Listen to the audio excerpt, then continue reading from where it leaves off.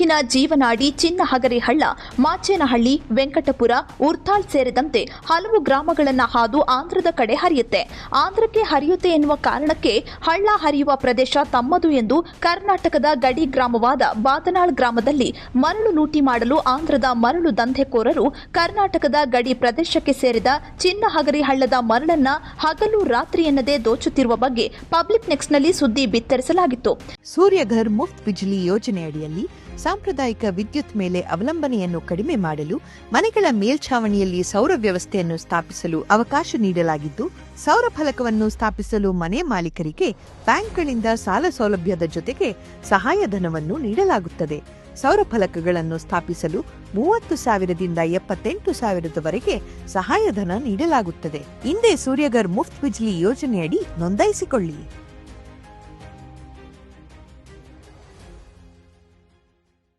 ಸುದ್ದಿ ಬೆನ್ನಲ್ಲೇ ತಕ್ಷಣವೇ ಎಚ್ಚೆತ್ತ ರಾಂಪುರ ಪೊಲೀಸ್ ಠಾಣೆಯ ಪಿಎಸ್ಐ ಬಾಹುಬಲಿ ಸ್ಥಳಕ್ಕೆ ಭೇಟಿ ನೀಡಿ ಮರಳು ದಂಧೆಕೋರರಿಗೆ ಖಡಕ್ ಎಚ್ಚರಿಕೆ ನೀಡಿದ್ದಾರೆ. ಕರ್ನಾಟಕಕ್ಕೆ ಸೇರಿದ ಮರಳನ್ನ ಬಳಸದಂತೆ ಖಡಕ್ ಎಚ್ಚರಿಕೆ ನೀಡಿದ್ದಾರೆ. ಈ ಬ್ರಿಡ್ಜ್ ಇಂದ ಈ ಕಡೆ ಕರ್ನಾಟಕ ಅರ್ಥ ಆಯ್ತಾ? ದಿಶಾಂಕ ನಮ್ಮಲ್ಲಿ ಆ್ಯಪ್ ಇದೆ, ಆ್ಯಪ್ ನಲ್ಲಿ ಕೂಡ ಇದು ಕರ್ನಾಟಕನೇ ತೋರಿಸ್ತೀವಿ. ಅರ್ಥ ಆಯ್ತಾ? GPS ನಲ್ಲಿ ಏನೋ ಒಂದು ತೋರಿಸ್ಬೋದು. ಅರ್ಥ ಆಯ್ತಾ? GPS ನಮಗೆ ಇಂಪಾರ್ಟೆಂಟ್ ಅಲ್ಲ. ನಮಗೆ ಗಾಡಿ ಇಟ್ಕೊಂಡು ಇವ್ರು ಇಟ್ಕೊಂತಾರೆ. ಆಮೇಲೆ ನಾನು ಬಂದು ಮುಲಾಜಿಂದ ಕೇಸ್ ರಿಜಿಸ್ಟರ್ ಮಾಡ್ತೀನಿ ಅಂತ ಜೈಲು ಕಳಿಸ್ತೀನಿ. ಕನ್ನಡ ಅರ್ಥ ಇಂದ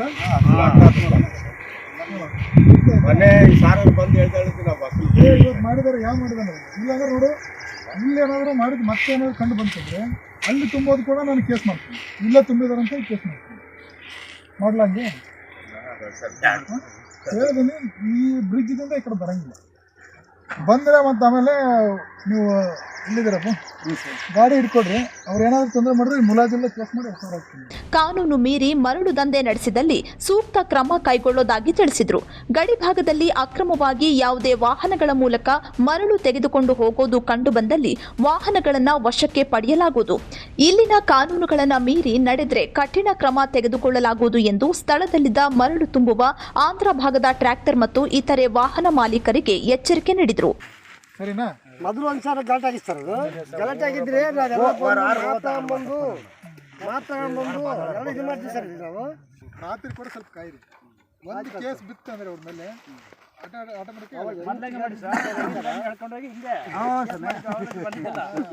ಗಾಡಿ ಸರ್ ಹೊಡೆದ್ದು ಅದನ್ನೇ ಮಾಡ್ರಿ.